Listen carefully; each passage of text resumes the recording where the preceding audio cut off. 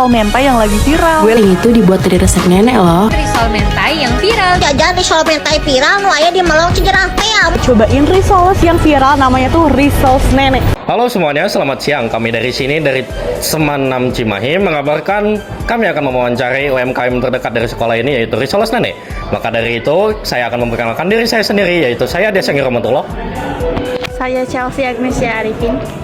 Saya Farah Dila Najwa. Saya Kisti Firial. Saya Aini Yuniarti. Saya Aji Sahroni. Mau tahu keseruan dan kelanjutan dari kelompok kami? Saksikan selanjutnya. Dadah. Di sini saya bersama teman-teman saya yang ada di belakang layar, termasuk saya di sebelah saya ada Aji Sahroni. Oke, kebetulan kami akan mewawancara UMKM di sekitar sini, yaitu Risoles Nenek. Sebelum itu perkenalan dulu sama ownernya ini ya. Mas siapa? Dengan Farhan. Oke, kebetulan Farhan juga kebetulan nggak sendiri nih. Di sebelahnya juga ada temennya nih. Boleh Ibu? Saya Bu Mary dari Pekanbaru. Oh, oke, siap. Terima kasih Bu Mary dan Farhan sudah mengizinkan kami untuk mewawancara dan Ibu sekalian ya. Jadi untuk pertanyaannya itu Risoles Nenek ini tuh ada ciri khas produknya nggak sih? Nah, jadi sebenarnya risol ini kan makanan yang ibaratnya tradisional kan. Ya. Nah, Risoles Nenek ini hadir, kita tuh ingin menciptakan produk yang udah dikenal oleh masyarakat, oleh customer semua, menjadi memiliki produk yang tinggi value-nya gitu. Oh. Jadi kita bisa bikin gimana caranya supaya kita bisa ngejual produk tapi dengan harga yang mahal tapi tetap diterima di pasaran. Jadi karena di luar kondisi cuacanya sedang tidak baik-baik saja alias sedang turun hujan, kita berpindah ke dalam dengan posisinya kita ada berbagai produknya ya, dari persembahan dari A dan tetenya ya. Jadi kita langsung lanjut aja ke nomor 2. Apa ada filosofi dari nama ini teh Rumah Nenek ini? Ada inspirasi apa gitu yang terbesit tiba-tiba jadi namanya Rumah Nenek gitu? Ya. Nah, jadi sebenarnya waktu sebelum aku bangun brand ini, Ya. Nenek itu udah terima banyak pesanan risol. Ya. Nah, karena waktu itu aku mau masuk ke dunia F&B. Ya. Nah, akhirnya aku nyari-nyari lah produk apa nih yang bisa aku jual. Ya. Nah, masalahnya kan sekarang tuh kalian mau bisnis apapun di bidang apapun, saingannya kan banyak tuh, udah banyak. betul. Nah, makanya yang kita pikirin gimana caranya supaya kita bisa jualan produk, nah tapi dengan nilai yang berbeda dibandingkan yang lain. Oh. Nah, makanya salah satu yang aku pikirin, oh yaudah nih, aku punya produk Risoles yang biasa nenek jual. Ya. Nah, tinggal kita tingkatin value-nya supaya kita bisa jual dengan harga yang lebih mahal gitu. Oh. Dan nantinya dengan kualitas yang lebih baik dibandingkan Risol-risol yang lain. Oh, jadi ini tuh seperti mengikuti kayak ada harga, ada kualitas mungkin ya seperti Ya. itu. Kita lanjut saja ke pertanyaan nomor 3. Apakah risol ini awalnya resepnya itu dari turun temurun kah, atau kan karena Risoles Nenek nih? Apakah namanya memang dari nenek jadi namanya Risoles Nenek atau bagaimana nih ya? Ya. Nah, jadi untuk menu basic itu tuh kita memang sudah ada dari turun temurun dari nenek. Oh, Nah, ya. untuk varian baru itu kita yang improve sendiri. Nah, jadi karena memang kita harus mengikuti terus perkembangan zaman, terus kita juga melihat dari potensi marketnya seperti apa kan, karena di setiap zaman dan di setiap masa tuh market tuh berbeda-beda. Oh, iya. Nah, jadi kita juga melihat target market kita nih kan di usia rentan 25 tahun ke bawah. Ya. Nah, terus ada juga yang usia 25 tahun ke atas. Jadi nah itu tuh berbagai variannya tuh udah kita siapkan. Jadi kita bisa masuk ke semua market. Oh iya, jadi mengikuti lah ya. Jadi menunya tuh nggak akan gitu-gitu aja mungkin ya.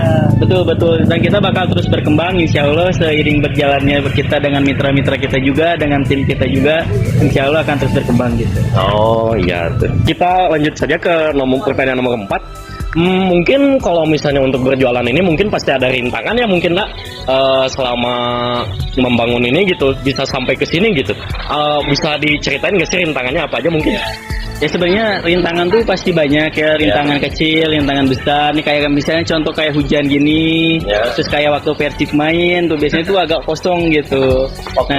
Jadi rintangan-rintangan mah sebenarnya pasti ada sih, pasti ada resiko. Cuman gimana caranya kita supaya menghandle resiko itu supaya tetap struggle bisa tetap bertahan gitu di bisnis ini. Mungkin kita lanjut saja ke nomor 5. Jadi di mana saja ini berjualan? Mungkin ada target, mungkin nanti selanjutnya bakal kemana lagi? Nah, jadi sebenarnya kita kalau di Kota Bandung kita ada 2, ada di Saparua dan Balong Gede. Oke. Nah, untuk di Cimahi kita ada di Permana sama di Cijerah di sini. Nah, cuman ini pusatnya gitu Kak. Jadi kita pertama kali buka toko tuh di sini. Oh. Nah, makanya kemarin kan kita viral banget gara-gara di Solmenta itu. Nah, itu tuh bener-bener efeknya kerasa banget. Oh. Kalau nggak hujan ya, kalau misalnya Ya. hujan ya semuanya kayaknya sama ya kalau pedagang kan. Nah, makanya udah sih. Jadi kita tuh punya konsep juga Resource Nenek menjelajah Nusantara. Oh, nah, ya. maksudnya menjelajah Nusantara tuh kita pengen Resource Nenek ini kita punya di banyak daerah. Nah, salah satunya ini ada saudaraku, ada Kameri. Oh. Kameri, beliau nantinya akan menjadi master mitra kita, akan menjadi sub owner kita di sana. Jadi Oh. nanti Resource Nenek juga bakal ada di Sumatera, insya Allah. Doain aja. Oke, kita doakan saja mungkinnya nanti semoga di Sumatera bisa buka lagi cabangnya. Amin, amin ya rabbal alamin. Kita langsung lanjut saja. Jadi kapan mulai merintis usaha Resource Nenek? Ya sebenarnya kita tuh dari 2019. Nah cuman untuk store di sini tuh kita baru dari 2020. Berarti kurang lebih 5 tahun kurang lah kita udah di sini. Kira-kira pemilik usaha ini teh apakah punya sendiri atau bagaimana? Atau mungkin ada pemilik lain atau sebagai distributor atau bagaimana? Ya sebenarnya untuk kondisi saat ini kan kita juga sudah PT. Oke. Ya PT Farhan Makmur Sejahtera Farms. Oh. Nah kita tuh membawahi Resource Nenek. Oh. Nah jadi Resource Nenek ini foundernya kebetulan saya. Oh. Dan ownernya nanti bakal tersebar di seluruh wilayah Nusantara. Oh. Nah, termasuk ini ada Kameri yang insya Allah jadi owner kita juga nanti di Sumatera. Oh. Terus ada di Solo ada Karendi, dia akan buka 3 toko dulu. Kebetulan sama juga kayak Kameri 3 toko dulu. Insya Allah Resource Nenek menjajah Nusantara. Oh. Amin. Ya, amin, amin, amin, amin. Untuk pertanyaan selanjutnya Kang, mengapa lebih memilih untuk membuka atau merintis usaha ini gitu? Apa alasannya? Bagaimana? Ya karena ini kan dari segi produk ya, dari segi produk tuh kita tuh produk yang biasa orang lain udah tahu. Jadi kita nggak perlu lagi capek buat ngenalin ini produknya apa, rasanya gimana, manfaatnya gimana. Jadi nggak ada effort lebih. Cuman yang kita lakukan adalah meningkatkan value gimana caranya supaya produk yang terlihat biasa aja, yang biasa mungkin dapat dilihat di kue-kue basah. Tapi kan itu kan bukan peran utama. Jadi aku naikin value-nya gimana caranya supaya produk ini tetap masuk di market yang sekarang. Gitu. Untuk selanjutnya itu nomor yang ke-9, bagaimana cara Akang atau Ibu menanggapi adanya persaingan bisnis yang produknya itu sama persis sama Resource Nenek, bahkan meniru produk dari Akang. Bagaimana tanggapan Akang? Ya sebenarnya terkait kompetitor, aku tuh seneng banget berkompetisi. Nah aku tuh nggak terpengaruh, bahkan harus sebelahan dengan kompetitor pun nggak masalah. Karena jujur aku setiap hari itu aku selalu beli Resource dari yang lain. Nah cuman yang aku pikirkan, aku kan setiap beli Resource tuh aku melihat nih kelebihannya apa nih, kekurangannya apa nih, yang bisa nantinya jadi evaluasi. Jadi buat teman-teman yang nanti punya usaha juga nggak perlu khawatir masalah kompetitor. Yang penting tingkatin aja brand kita, kualitas produk kita, pelayanan kita, insya Allah pelanggan juga tahu harus belinya kemana gitu. Yang pasti Resource terbaik Resource Nenek. Udah kualitasnya ya teman-teman.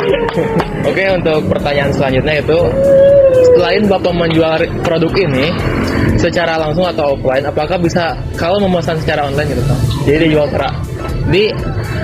selain Bapak menjual produk ini secara offline gitu ya, secara terbuka, apakah bisa kalau memesan secara online gitu kan?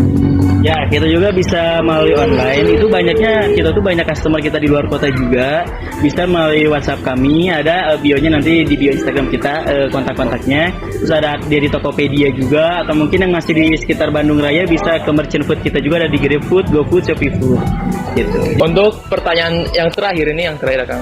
Kira-kira berapa omset per hari dalam berjualan Resource Nenek gitu?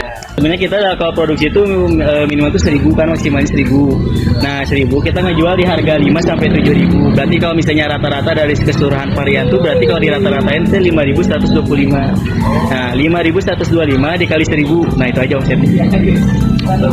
Keren. Mungkin tidak bisa saya hitung untuk sekarang, mungkin karena hujan mungkin otaknya juga ikut ngelek saya juga ya. Itu sendiri. Iya. Tapi mungkin ini pertanyaan bonus nih untuk A dan ibunya. Ini kan A punya sendiri nih Resource Nenek. Punya apa ya? Kayak A juga, ini juga turunan dari nenek ya. Apakah pernah nyobain atau mungkin ngejadiin risoles nenek ini jadi cemilan di rumah, atau ibu juga mungkin sama? Coba aja dulu. Ya, sebenarnya kalau misalnya nyobain risoles nenek tuh hampir setiap hari itu untuk ngecek kualitasnya masih sama nggak sih, terus ada masalah nggak sih. Terlebih ketika aku udah beli risol di tempat lain, terus aku pasti nyobain risol sendiri sebagai compare kurangnya kita di mana. Kalau misalnya kita masih kalah kualitasnya, apa nih yang membeda dari ini. Jadi intinya kita nggak pernah puas dengan produk yang ada, kita nggak pernah puas dengan apa yang udah kita capai. Pokoknya kita harus terus berkembang dengan produk-produk yang baru. Oke, untuk kalau dari Alfaran seperti itu jawabannya. Bagaimana kalau Ibu Mary? Kalau kayak sini langsung mana resepnya? Saya coba gitu kan. Ya udah coba dan rasanya mantap. Mantap. Jadi mungkin seperti itu saja jawabannya dari ibu-ibu dan sekalian. Terima kasih saya ucapkan kepada Alfaran dan Ibu Mary selaku saya mewawancara bersama teman-teman saya yang di belakang kamera yang memvideokan sampai sekarang masih hujan deras.